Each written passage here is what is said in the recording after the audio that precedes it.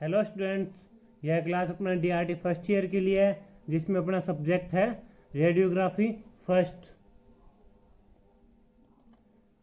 अपना टॉपिक चल रहा है स्कल रेडियोग्राफी यानी स्कल की पोजीशनिंग, जिसमें अपन ने पिछले वीडियो में पढ़ा था नेजल बोन का lateral view.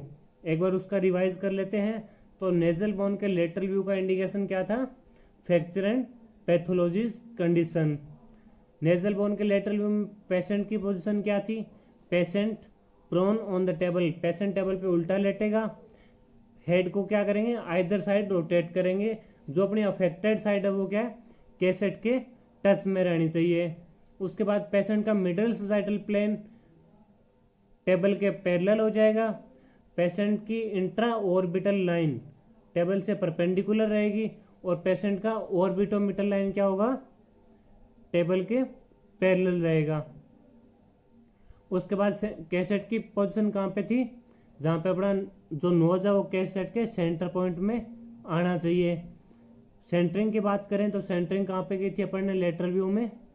Root of nose पे, बिल्कुल नोज के रूट पे। रेडियोलॉजिकल अपीयरेंस क्या था?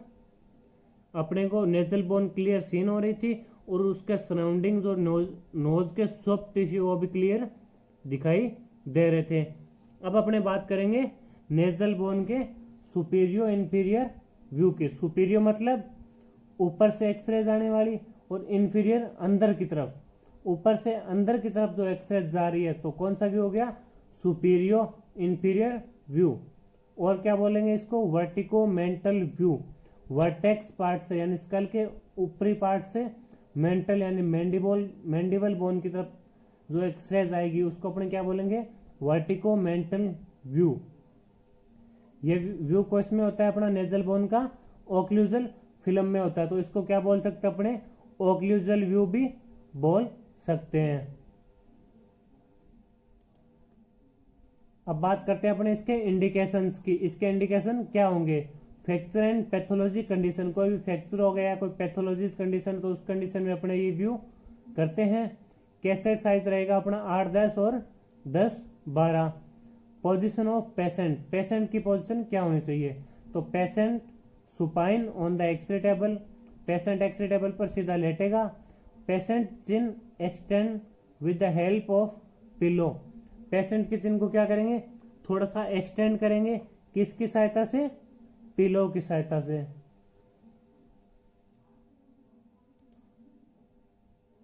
Patient middle sagittal plane perpendicular to the table, patient का मिडल सजाइटल प्लेन क्या होगा? टेबल से परपेंडिकुलर रहेगा। पेशेंट इंट्रा ऑर्बिटल लाइन और intra pupillary line are parallel to the table, patient की जो इंट्रा ऑर्बिटल या इंट्रा प्यूपिलरी लाइन है वो टेबल से पैरेलल रहेगी।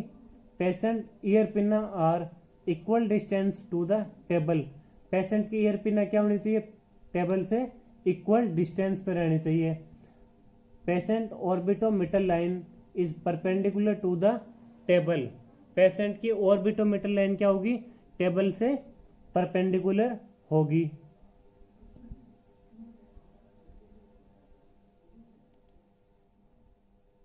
इसके बाद देखो पोजीशन ऑफ कैसेट, कैसेट की पोजीशन क्या होनी चाहिए? तो ओक्लूजल फिल्म इज प्लेस्ड, अपन ने शुरू में बात की थी इस व्यू में अपने कौन सी फिल्म लगाते हैं? ओक्लूजल फिल्म, तभी इसका नाम क्या है? Occlusal view. तो occlusal film is placed in the mouth and held gently between the teeth so that approximately 2/3 part of the film projects outside mouth. क्या करेंगे? एक ओक्लूजल फिल्म लेंगे और उसको अपने माउथ में रखेंगे और दोनों दांतों के बीच में उसको पकड़वाएंगे सो दैट, ताकि उसका 2/3 पार्ट, फिल्म का 2/3 पार्ट मुंह से बाहर रहे, आउटसाइड द माउथ। अब क्या करेंगे? It would be ensure that the film shadow of nose show on the film. तो क्या करेंगे? जो अपने पहले अपने इंश्योर कर लेंगे कि जो नोज की शेडो है, शेडो ऑफ नोज, वो क्या फिल्म पे अपने क्लियर दिखाई देनी चाहिए। ये इस डायग्राम में देखो अपने जो पेशेंट क्या है? सुपाइन पोजीशन में लेटा हुआ है। इसकी मिडल सजाइटल प्लेन क्या है, टेबल के परपेंडिकुलर है, और ऑर्बिट से मीटर्स तक आने वाली लाइन ऑर्बिटोमीटर्स लाइन क्या है, परपेंडिकुलर रहेगी, और दोनों प्यूपिल या दोनों ऑर्बिट्स के बीच की लाइन इंट्रा ऑर्बिटल या इंट्रा प्यूपिलरी लाइन क्या रहेगी, टेबल के पैरेलल रहती है। और अब इसकी देखो कैसेट की पोजीशन, कैसेट क्या है, मुंह के अंदर दोनों दांतों के बीच में पकड़ी हुई है, और कैसेट का 2/3 पार्ट क्या है, मुंह के आउटसाइड है। अब इंश्योर क्या करेंगे, देखो सेंटरिंग आ रही है, सेंटरिंग पे क्या अपने क्या दिखाई देना चाहिए, जो नोज है वो अपने को कैसेट पे या फिल्म पे उसकी शेडो दिखाई देनी चाहिए, तब अपने मानते हैं कि सेंटरिंग बिल्कुल अपनी सही है।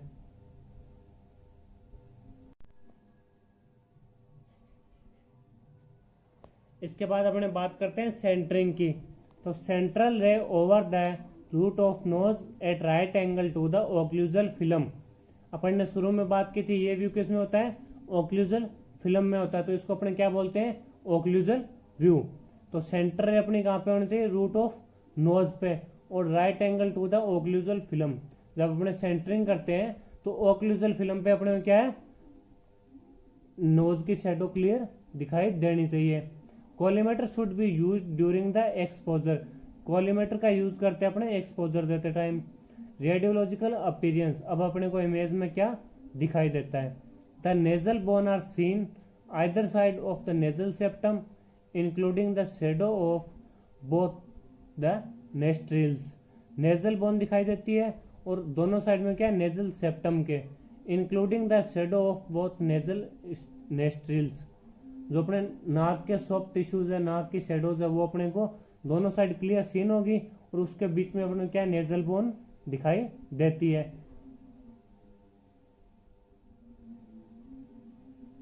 उसके बाद बात करते हैं अपने एक्सपोजर की। एक्सपोजर क्या क्या देंगे, तो इसमें डिस्टेंस रखते हैं अपने 90 to 100 सेंटीमीटर, केवी देते हैं अपने 50, एमएस कितना रखेंगे 10 से 12, और ग्रिड का यूज अपने नहीं करेंगे।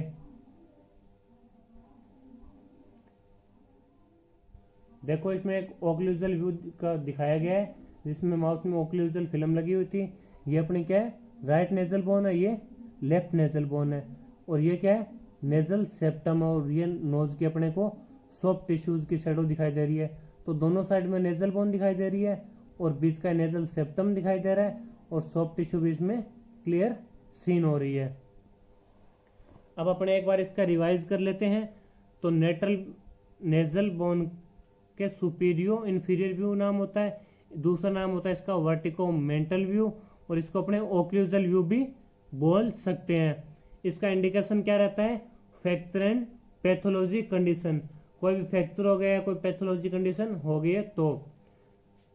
पेशेंट की पोजीशन, पेशेंट की पोजीशन क्या रहेगी, पेशेंट सुपाइन ऑन द एक्सेटेबल पर पेशेंट सुपाइन लेटा हुआ है,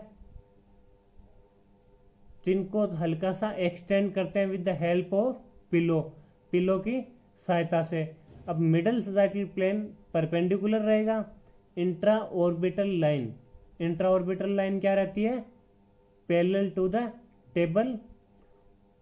ऑर्बिटोमीटल लाइन, ऑर्बिटोमीटल लाइन कैसे रहेगी, orbitomeatal line is perpendicular to the table. उसके बाद अपने बात करते हैं पोजीशन ऑफ कैसेट। कैसेट की पोजीशन कहाँ पे रहनी चाहिए, तो अपने इसमें एक ओक्लूजल फिल्म लेते हैं, जिसको अपने दोनों दांतों के बीच में पकड़ते हैं, और जो फिल्म है उसका 2/3 पार्ट क्या है, माउथ से बाहर रहना चाहिए। और सेंटरिंग करते टाइम अपने ये इंश्योर कर लेते हैं कि जो अपना नोज की शेडो है वो अपने को ओक्लूजल फिल्म पे क्लियर दिखाई देनी चाहिए। सेंटरिंग अपने कहाँ पे करेंगे, रूट ऑफ द नोज पे। उसके बाद बात करेंगे रेडियोलॉजिकल अपीयरेंस की।